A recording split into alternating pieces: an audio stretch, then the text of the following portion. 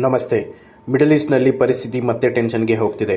ಹಾರ್ಮುಜ್ ಜಲಸಂಧಿ ಭಾಗದಲ್ಲಿ ಮತ್ತೆ ಯುದ್ಧದ ಭೀತಿ ಕಾಣಿಸ್ತಿದೆ. ಇದಕ್ಕೆ ಮುಖ್ಯ ಕಾರಣ ಏನು ಅಂದರೆ ಇರಾನ್ ಈಗ ನೇರವಾಗಿ ಅಮೆರಿಕದ ವಿರುದ್ಧ ದಾಳಿ ಮಾಡಿದೆ ಅಂತ ವರದಿಯಾಗ್ತಿದೆ.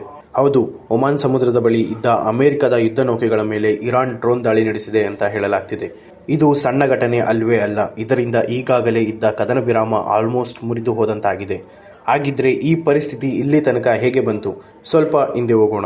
ಅಮೆರಿಕದ ನೌಕಾಪಡೆ ಇತ್ತೀಚೆಗೆ ಇರಾನ್ನ ಒಂದು ವಾಣಿಜ್ಯ ಹಡಗು ತೌಸ್ಕಾ ಅನ್ನು ತಡೆದಿತ್ತು. ಅದರ ಮೇಲೆ ಗುಂಡು ಹಾರಿಸಿ ಅದನ್ನು ತಮ್ಮ ವಶಕ್ಕೆ ತೆಗೆದುಕೊಂಡಿತ್ತು. ಅಮೆರಿಕ ಹೇಳುವುದು ಏನಂದ್ರೆ ಈ ಹಡಗು ಅವರ ಹಾಕಿದ ನಿರ್ಬಂಧಗಳನ್ನು ಅಂದ್ರೆ ಸ್ಯಾಂಕ್ಷನ್ಸ್ ಗಳನ್ನು ಉಲ್ಲಂಘಿಸಿದೆ ಅಂತ. ಮತ್ತೆ ಅವರು ಏನಂತ ಹೇಳ್ತಾರೆ ಅಂದ್ರೆ ಈ ಹಡಗು ಚೀನಾದಿಂದ ಬರುತ್ತಿತ್ತು ಮತ್ತು ಅದು ನಿರ್ಬಂಧಿತ ಪಟ್ಟಿಯಲ್ಲಿತ್ತು. ಆದ್ರೆ ಇರಾನ್ ಇದನ್ನು ಸಂಪೂರ್ಣವಾಗಿ ತಳ್ಳಿ ಹಾಕಿದೆ. ಅವರ ಪ್ರಕಾರ ನಮ್ಮ ಹಡಗು ಶಾಂತಿಯುತವಾಗಿ ಸಾಗ್ತಿತ್ತು. ಅಮೆರಿಕ ಯಾವುದೇ ಕಾರಣವಿಲ್ಲದೆ ದಾಳಿ ಮಾಡಿದೆ. ಇರಾನ್ ಇದನ್ನು ಇನ್ನೂ ಗಂಭೀರವಾಗಿ ತೆಗೆದುಕೊಂಡು ಇದು ಸಶಸ್ತ್ರ ಕಡಲ್ಗಳ್ತನ, ಆರ್ಮ್ಡ್ ಪೈರಸಿ ಅಂತ ಹೇಳಿದೆ. ಮತ್ತೆ ಎಚ್ಚರಿಕೆ ಕೊಟ್ಟ ಕೆಲವೇ ಗಂಟೆಗಳಲ್ಲಿ ಇರಾನ್ ತನ್ನ ಪ್ರತಿಕ್ರಿಯೆ ತೋರಿಸಿದೆ. ಅಮೆರಿಕದ ಯುದ್ಧ ನೌಕೆಗಳನ್ನೇ ಗುರಿಯಾಗಿಸಿಕೊಂಡು ಡ್ರೋನ್ ದಾಳಿ ನಡೆಸಿದೆ ಅಂತ ವರದಿಯಾಗ್ತಿದೆ.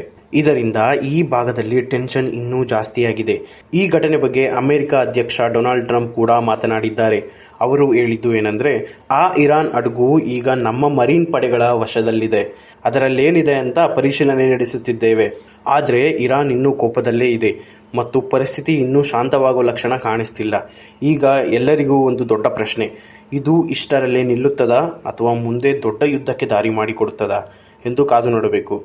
ಯಾಕಂದ್ರೆ ಹಾರ್ಮುಜ್ ಜಲಸಂಧಿ ಅಂದ್ರೆ ಜಗತ್ತಿನ ಬಹಳ ಮುಖ್ಯ ತೈಲ ಮಾರ್ಗ. ಇಲ್ಲಿ ಏನಾದರೂ ಗಲಾಟೆ ಆಯಿತು ಅಂದ್ರೆ ಅದರ ಪರಿಣಾಮ ಎಂಟೈರ್ ವರ್ಲ್ಡ್ ಮೇಲೆ ಬೀಳುತ್ತದೆ. ಹೀಗಾಗಿ ಮುಂದಿನ ಕೆಲ ದಿನಗಳಲ್ಲಿ ಬಹಳ ಕ್ರಿಟಿಕಲ್ ಆಗಿರುತ್ತದೆ. ಧನ್ಯವಾದಗಳು.